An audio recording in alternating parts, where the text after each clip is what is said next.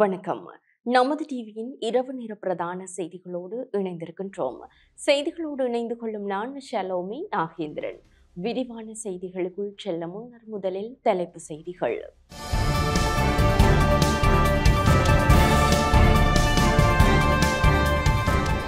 கொழும்பில் உள்ள ரஷ்ய தூதரகத்தில் வெடிகுண்டு அச்சுறுத்தல்.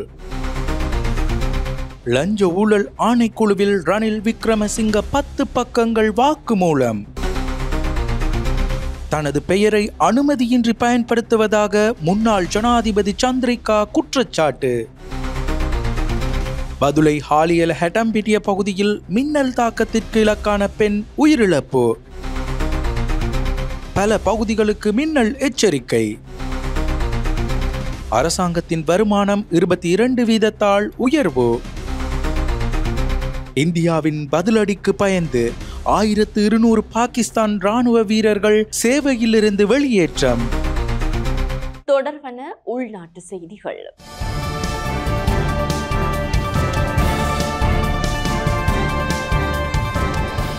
கொழும்பில் உள்ள ரஷ்ய தூதரகத்தில் இன்று வெடிகுண்டு அச்சுறுத்தல் ஏற்பட்டது. கொழும்பில் உள்ள ரஷ்ய தூதரகத்தில் இன்று பிற்பகல் ஒரு மடிக்கணனியால் வெடிகுண்டு அச்சுறுத்தல் ஏற்பட்டது. வெளிநாட்டவர் ஒருவர் தூதரகத்திற்கு வந்து மடிக்கணனி ஒன்றை கொடுத்துவிட்டு அங்கிருந்து உடனடியாக வெளியேறியதால் பரபரப்பு ஏற்பட்டது. பின்னர் விசேட அதிரடி படையின் வெடிகுண்டு செயலிழக்கும் பிரிவு மற்றும் கருவா தோட்டம் போலீசார் உள்ளிட்ட குழுவினர் உடனடியாக தூதரகத்திற்கு அழைத்து வரப்பட்டு நடவடிக்கை எடுக்கப்பட்டது. சம்பவம் தொடர்பாக நடத்தப்பட்ட ஆரம்ப கட்ட விசாரணைகளை தொடர்ந்து கருவா தோட்டம் போலீசாரினால் மேலதிக விசாரணைகள் முன்னெடுக்கப்பட்டுள்ளன. 10 பக்கங்கள் வாக்குமூலம் வழங்கியதன் பின்னர் லஞ்ச ஊழல் விசாரணை ஆணைக்குழுவில் இருந்து முன்னாள் ஜனாதிபதி ரணில் விக்ரமசிங்க வெளியேறியிருந்தார். முன்னாள் ஜனாதிபதி ரணில் விக்ரமசிங்க இன்று கிட்டத்தட்ட 3 மணி நேரம் வாக்குமூலம் பதிவு செய்த பின்னர் லஞ்ச ஊழல் ஆணைக்குழுவில் இருந்து வெளியேறினார். நிதி மோசடி குற்றச்சாட்டில் தற்போது விளக்கமறியலில் வைக்கப்பட்டுள்ள பதுளை மாவட்ட பாராளுமன்ற உறுப்பினர் சாமரசம்பத் தசநாயக்க மீதான விசேட வாக்குமூலம் தொடர்பாக வாக்குமூலம் பதிவு செய்ய ரணில் விக்ரமசிங்க லஞ்ச ஊழல் ஆணைக்குழுவில் ஆஜரானார். தனது வாக்குமூலத்தை பதிவு செய்த பின்னர் செய்தியாளர்களிடம் பேசிய முன்னாள் ஜனாதிபதியின் சட்டத்தரணி ரணில் விக்ரமசிங்க இன்று லஞ்ச ஊழல் ஆணைக்குழுவில் 10 பக்க வாக்குமூலம் அளித்ததாக தெரிவித்தார். லஞ்ச ஊழல் ஆணைக்குழுவில் இருந்து சம்மன் பெற்ற பின்னர் முன்னாள் ஜனாதிபதி அறிக்கை அளித்ததாக சட்டத்தரணி கூறினார். தனது பெயரை அனுமதியின்றி பயன்படுத்துவதாக முன்னாள் ஜனாதிபதி சந்திரிகா பண்டாரநாயக்க குமாரதுங்க தேர்தல் ஆணையாளருக்கு கடிதம் மூலம் அறிவித்துள்ளார். முன்னாள் ஜனாதிபதி சந்திரிகா பண்டாரநாயக்க குமாரதுங்க தேர்தல் பிரசாரங்களில் அவரது பெயர் மற்றும் புகைப்படத்தை அங்கீகரிக்கப்படாத முறையில் பயன்படுத்துவதை உடனடியாக நிறுத்த கோரி தேர்தல் ஆணையாளர் நாயகத்திற்கு கடிதம் ஒன்றை அனுப்பியுள்ளார். அத்தனகல்ல பிரதேச சபை பகுதியில் கதிரை சின்னத்தின் கீழ் போட்டியிடும் பொதுஜன ஐக்கிய முன்னணியின் வேட்பாளர்கள் அவரது புகைப்படம் இடம்பெற்ற துண்டு பிரசுரங்கள் மற்றும் சுவரொட்டிகளை அந்த பகுதி முழுவதும் விநியோகித்திருப்பதை கண்டறிந்ததாக கடிதத்தில் குறிப்பிட்டுள்ளார். குறித்த துண்டு பிரசுரத்தில் தனது புகைப்படத்தை விநியோகிப்பதற்கு எந்த அனுமதியும் வழங்கவில்லை என்பதையும் அவர் தெளிவுபடுத்தினார். அத்தனகல்ல மற்றும் பிற பகுதிகளில் கதிரை சின்னத்தின் கீழ் போட்டியிடும் வேட்பாளர்கள் மற்றும் அமைப்பாளர்கள் எந்த ஒரு பிரச்சாரத்திலும் அவரது பெயர் அல்லது புகைப்படத்தை பயன்படுத்துவதை தவிர்க்குமாறும் உத்தரவிட்டுள்ளார். பொதுஜன ஐக்கிய முன்னணியுடன் தொடர்புடைய தலைவர்களுக்கு இந்த செயல்பாட்டை உடனடியாக அறிவிக்குமாறும் தேவையான நடவடிக்கை எடுக்குமாறும் தேர்தல் ஆணையாளர் நாயகத்துக்கு அவர் வலியுறுத்தியுள்ளார். பதுளை ஹாலியல அட்டம்பெட்டிய பகுதியில் மின்னல் தாக்கத்திற்கு இலக்கான பெண் ஒருவர் உயிரிழந்துள்ளார். இந்நிலையில் பல பகுதிகளுக்கு வளிமண்டலவியல் திணைக்களம் மின்னல் எச்சரிக்கை விடுத்துள்ளது. பதுளை ஹாலியல அட்டம்பெட்டிய பகுதியில் மின்னல் தாக்கத்திற்கு இலக்கான பெண் ஒருவர் உயிரிழந்தார். மின்னல் தாக்கத்திற்கு இலக்கான மேலும் 6 பேர் வைத்தியசாலையில் அனுமதிக்கப்பட்டுள்ளதாக போலீசார் தெரிவித்தனர். நுவரெலியாவில் இன்று பிற்பகல் பெய்த பலத்த மழை காரணமாக பிரதான வீதிகள் நீரில் மூழ்கியுள்ளன. வடிகால் அமைப்பில் ஏற்பட்ட அடைப்பு காரணமாக மழைநீர் பிரதான வீதி வழியாக பாய்ந்தது. இதனால் நுவரெலியா நகரத்தின் பிரதான நுழைவாயிலான நுவரெலியா தர்மபால சுற்றுவட்டம் முற்றிலுமாக முழுமையாக நீரில் மூழ்கி வாகன போக்குவரத்தை கடுமையாக பாதித்துள்ளது. அத்துடன் வெள்ளிமடை நகரம் நீரில் மூழ்கியுள்ளது. இதேவேளை அடுத்த சில மணி நேரங்களுக்கு பலத்த மின்னல் தாக்கம் தொடர்பில் வளிமண்டலவியல் திணைக்களம் எச்சரிக்கை விடுத்துள்ளது. அதன்படி கிழக்கு, ஊவா, மத்திய, வடமத்திய, வடக்கு மற்றும் சப்ரகமுவ மாகாணங்களிலும் ஹம்பாந்தோட்டை மற்றும் குருநாகல் மாவட்டங்களிலும் மாலை அல்லது இரவில் இடியுடன் கூடிய மழையுடன் பலத்த மின்னல் தாக்கம் ஏற்படுவதற்கான அதிக வாய்ப்பு இருப்பதாக அந்த அறிக்கையில் தெரிவிக்கப்பட்டுள்ளது. இடியுடன் கூடிய மழை பெய்யும் போது அந்த பகுதிகளில் தற்காலிகமாக பலத்த காற்று வீசக்கூடும்.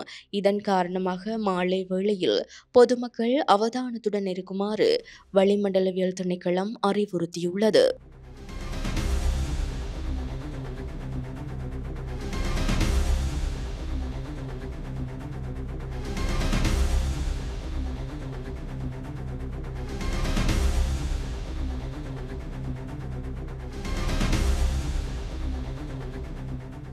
அடுத்த சில மணி நேரங்களுக்கு பலத்த மின்னல் தாக்கம் தொடர்பில் வளிமண்டலவியல் திணைக்களம் எச்சரிக்கை விடுத்துள்ளது. அதன்படி கிழக்கு, ஊவா, மத்திய, வடமத்திய, வடக்கு மற்றும் சப்ரகமுவ மாகாணங்களிலும் ஹம்பாந்தோட்டை மற்றும் குருநாகல் மாவட்டங்களிலும் மாலை அல்லது இரவில் இடியுடன் கூடிய மழையுடன் பலத்த மின்னல் தாக்கம் ஏற்படுவதற்கான அதிக வாய்ப்பு இருப்பதாக அந்த அறிக்கையில் தெரிவிக்கப்பட்டுள்ளது. இடியுடன் கூடிய மழை பெய்யும் போது அந்த பகுதிகளில் தற்காலிகமாக பலத்த காற்று வீசக்கூடும்.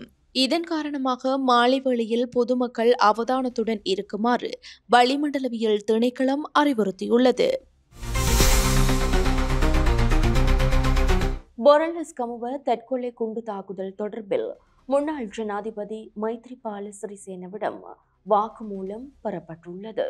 2008ஆம் ஆண்டு பொரலஸ்கமுவ பகுதியில் நடந்த தற்கொலை குண்டு தாக்குதல் தொடர்பான வழக்கில் சாட்சியாக பெயரிடப்பட்ட முன்னாள் ஜனாதிபதி மைத்ரிபால சிறிசேனவிடம் கொழும்பு மேல் நீதிமன்றத்தில் இன்று சாட்சியம் பதிவு செய்யப்பட்டது.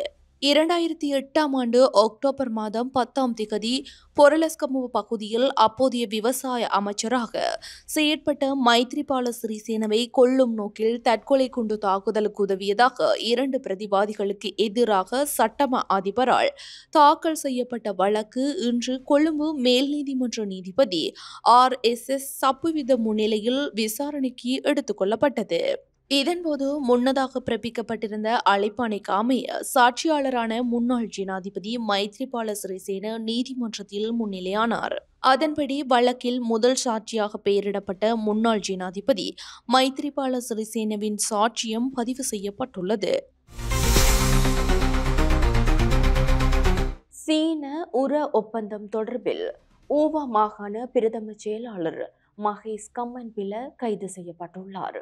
ஊவா மாகாணத்தின் தலைமை செயலாளரும் தேசிய உர செயலகத்தின் முன்னாள் நிர்வாகியுமான மகேஷ் கம்மன்பில சர்ச்சைக்குரிய கரிம உர இறக்குமதி ஒப்பந்தம் தொடர்பாக லஞ்ச ஊழல் விசாரணை ஆணைக்குழுவினால் கைது செய்யப்பட்டுள்ளார். விவசாய அமைச்சில் கூடுதல் செயலாளராக பணியாற்றிய போது சீன நிறுவனம் ஒன்றிடமிருந்து தரமற்ற கரிம உரங்களை இறக்குமதி செய்வதற்கு வசதியாக இடைநிறுத்தப்பட்ட கடன் கடிதங்களை மீண்டும் திறக்க கம்மன்பில உத்தரவிட்டார் என்ற குற்றச்சாட்டுகளுடன் இந்த கைது இடம்பெற்றுள்ளது. இலங்கை நிர்வாக சேவை சங்கத்தின் தலைவராகவும் பணியாற்றும் கம்மன்பில நாட்டின் சிவில் சேவையில் நீண்டகால நபராக உள்ளார். ஊழல் மற்றும் பொதுத்துறை மேலாண்மை தொடர்பான பரந்த விசாரணைகளில் அவரது கைது ஒரு குறிப்பிடத்தக்க முன்னேற்றத்தை குறிக்கின்றது. கைது செய்யப்பட்டதை தொடர்ந்து கம்மன்பில மே 5ஆம் திகதி வரை விளக்கமறியலில் வைக்கப்பட்டுள்ளார். தராகி சிவராம் மற்றும் ரஜிவர்மனின் நினைவேந்தல் நிகழ்வு யாழ் வடமராட்சி ஊடக மையத்தில் அனுஷ்டிக்கப்பட்டது. படுகொலை செய்யப்பட்ட ஊடகவியலாளர்களான தராகி சிவராம் மற்றும் செல்வராசா ரஜிவர்மன் ஆகியோரின் நினைவேந்தல் நிகழ்வு வடமராட்சி ஊடக மையத்தில் அனுஷ்டிக்கப்பட்டது. ஊடகவியலாளர்களான தராகி சிவராமின் 20ஆம் ஆண்டு நினைவேந்தல் நிகழ்வும் செல்வராசா ரஜிவர்மனின் 18ஆம் ஆண்டு நினைவேந்தல் நிகழ்வும் யாழ் வடமராட்சி ஊடக இல்லத்தில் நேற்று அனுஷ்டிக்கப்பட்டது. ஊடகவியலாளர் தராகி சிவராம் கடந்த 2005ஆம் ஆண்டு ஏப்ரல் மாதம் 28ஆம் திகதி கொழும்பு பம்பலப்பட்டி போலீஸ் நிலையத்திற்கு அருகில் வைத்து இனம் தெரியாதவர்களால் வெள்ளை வேனில் கடத்தப்பட்ட பின்னர் சுட்டு படுகொலை செய்யப்பட்ட நிலையில் இலங்கை பாராளுமன்றத்திற்கு அருகில் அவரது சடலம் மீட்கப்பட்டிருந்தது. ஊடகவியலாளரான செல்வராஜா ரஜிவர்மன் உதயன் பத்திரிகையின் அலுவலக செய்தியாளராக கடமையாற்றி வந்த வேளை கடந்த 2007 ஆண்டு ஏப்ரல் மாதம் 29ஆம் திகதி காலை 10:30 மணியளவில் யாழ் ஸ்டான்லி வீதியில் வைத்து மோட்டார் சைக்கிளில் வந்த இனம் தெரியாத நபர்களால் சுட்டு படுகொலை செய்யப்பட்டிருந்தார். அரசாங்கத்தின் வருமானம் 22% அதிகரித்துள்ளதாக இலங்கை மத்திய வங்கி அறிவித்துள்ளது. கடந்த ஜனவரி மாதம் அரசாங்கத்தின் வருமானம் 22% உயர்ந்துள்ளதாக மத்திய வங்கி தரவுகள் தெரிவிக்கின்றன. இதன்படி ஜனவரி மாதத்தில் அரசாங்க வருமானம் 346.58 பில்லியனாக உயர்ந்துள்ளதாக மத்திய வங்கி சுட்டிக்காட்டியுள்ளது. இது 2024ஆம் ஆண்டின் இதே காலப்பகுதியில் 283.13 பில்லியனாக காணப்பட்டமை குறிப்பிடத்தக்கது. பதிவு செய்யப்பட்ட புலம்பெயர் தொழிலாளர்களுக்கான விசேட சலுகைகளை வெளிநாட்டு வேலைவாய்ப்பு பணியகம் அறிவித்துள்ளது.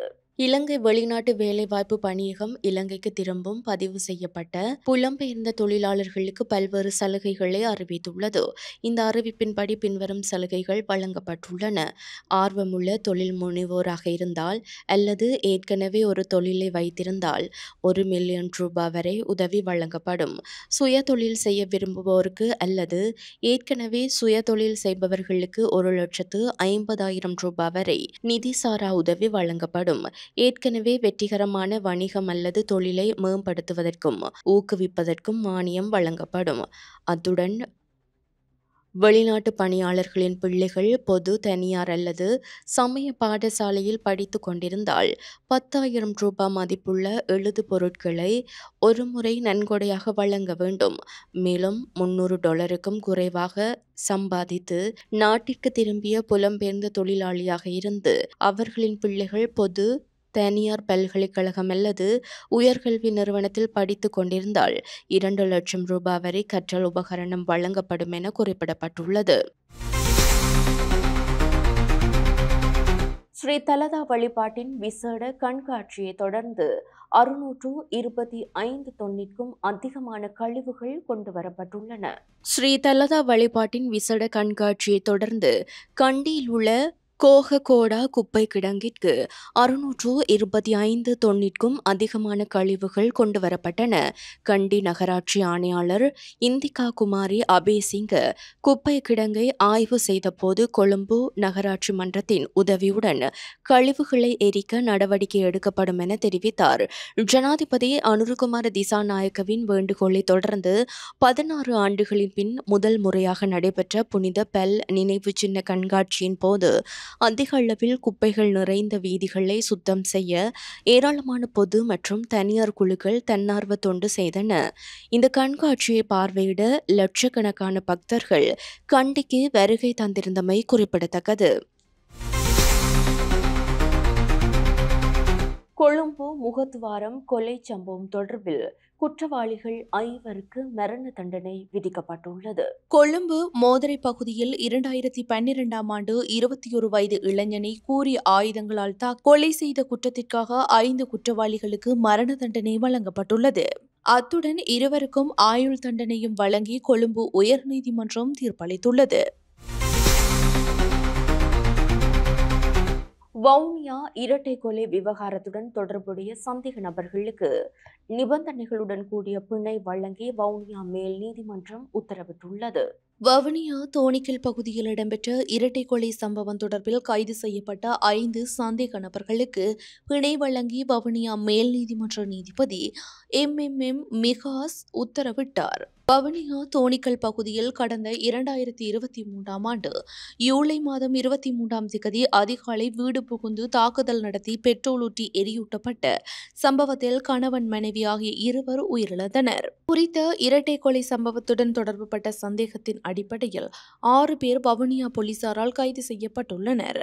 அவர்களிடம் குற்றப்புலனாய்வு திணைக்களத்தின் கொலை விசாரணை பிரிவினர் விசாரணைகளை முன்னெடுத்திருந்ததுடன் அவர்கள் நீதிமன்ற உத்தரவுக்கமைய தடுத்து வைக்கப்பட்டிருந்தனர். குறித்த வழக்கு விசாரணை வவுனியா மேல் நீதிமன்றத்தில் கடந்த மார்ச் மாதம் மீண்டும் விசாரணைக்கு எடுத்துக் கொள்ளப்பட்டது. சம்பவம் தொடர்பில் கைது செய்யப்பட்டுள்ள பிரதான சந்தேக நபரின் சார்பில் ஆஜரான சட்டத்தரணி மேல் நீதிமன்றத்தில் பிணை கோரி பிணை மனுவை சமர்ப்பித்திருந்தார். இருப்பினும் சட்டமா அதிபர் திணைக்களத்தினால் விசேட காரணங்கள் முன்வைக்கப்படாமையால் கைது செய்யப்பட்டவர்களுக்கான விளக்கமறியலை நீடிக்க காரணம் போதாமையால் குறித்த சந்தேக நபர்களுக்கு பிணை வழங்கலாம் என நீதிபதி உத்தரவிட்டார். அதற்கமைவாக இன்று குறித்த சம்பவத்துடன் தொடர்புடைய 1ஆம், 3ஆம், 4ஆம், 6ஆம், 9ஆம் இலக்க சந்தேக நபர்கள் 5 பேருக்கும் நிபந்தனைகளுடன் கூடிய பிணை வழங்கப்பட்டது. ஒவ்வொருவரும் 50,000 ரூபாய் ரொக்கப்பிணை மற்றும் 5 லட்சம் ரூபாய் பெறுமதியான 2 சரீர பிணை, அதிலும் ஒரு பிணையாளி மனிதராக இருக்க வேண்டும் என்பதும், இரு பிணையாளிகளும் கிராம அலுவலகர் மூலம் தமது வதிவிடத்தை உறுதிப்படுத்த வேண்டும் எனவும் நிபந்தனை வழங்கப்பட்டது.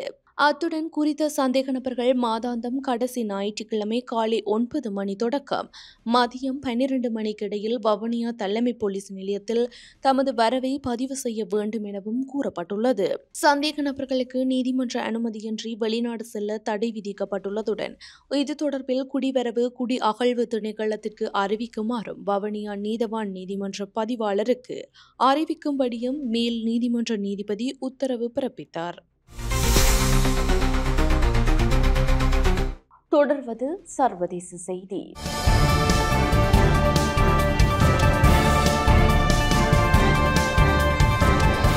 இந்தியாவின் பதிலடிக்கு பயந்து பாகிஸ்தானின் 1200 ராணுவ வீரர்கள் அடுத்தடுத்து வெளியேறியுள்ளனர்.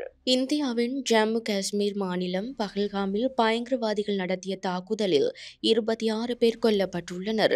இந்த தாக்குதலுக்கு உலகம் முழுவதும் இருந்து கடுமையான கண்டனங்கள் தெரிவிக்கப்பட்டுள்ளன. பஹல்காமில் நடந்த பயங்கரவாத தாக்குதலுக்கு பிறகு இந்திய அரசாங்கம் பாகிஸ்தானுக்கு எதிராக சில கடுமையான முடிவுகளை எடுத்து வருகின்றது. இந்நிலையில் பாகிஸ்தான் வீரர்கள் இராணுவத்திலிருந்து அடுத்தடுத்து வெளியேறி வருகின்றனர்.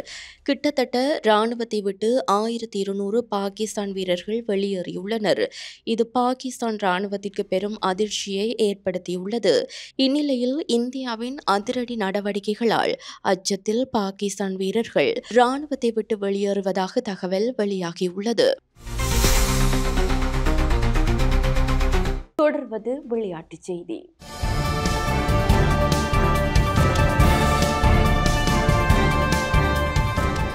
இந்தியன் பிரீமியர் லீக் கிரிக்கெட் தொடரின் 47வது போட்டி இன்று நடைபெறுகின்றது. இந்த போட்டியில் ராஜஸ்தான் ராயல்ஸ் அணியும் குஜராத் டைட்டன்ஸ் அணியும் மோதுகின்றன. குறித்த போட்டி இன்று இரவு 7:30 அளவில் ஜெய்ப்பூரில் ஆரம்பமானது. ராஜஸ்தான் அணி இதுவரை 9 போட்டிகளில் விளையாடி 2 போட்டிகளில் வெற்றி பெற்றுள்ளதுடன் 7 போட்டிகளில் தோல்வியடைந்து 4 புள்ளிகளுடன் புள்ளிப்பட்டியலில் 9வது இடத்தில் காணப்படுகின்றது. குஜராத் அணி இதுவரை 8 போட்டிகளில் விளையாடி 6 போட்டிகளில் வெற்றி பெற்றுள்ளதுடன் 2 போட்டிகளில் தோல்வியடைந்து 12 புள்ளிகளுடன் புள்ளிப்பட்டியலில் 2வது இடத்தை பிடித்துள்ளது. இந்த போட்டியில் குஜராத் அணி வெற்றி பெற்றால் புள்ளி பட்டியலில் முதல் இடத்தை பிடிக்கும் என்பதும் குறிப்பிடத்தக்கது. இத்துடன் நமது டிவியின் அனைத்து பிரதான செய்திகளும் நிறைவு பெறுகின்றன. எமது அடுத்த பிரதான செய்திகளை நாளை எதிர்பாருங்கள். மேலதிக செய்திகளை அறிந்து கொள்ள நமது LK.com எனும் எமது இணையதளத்திற்குள் பிரவேசியுங்கள். அத்துடன் நமது டிவி எனும் யூடியூப் தளத்தினையும் சப்ஸ்கிரைப் செய்யுங்கள். வணக்கம்.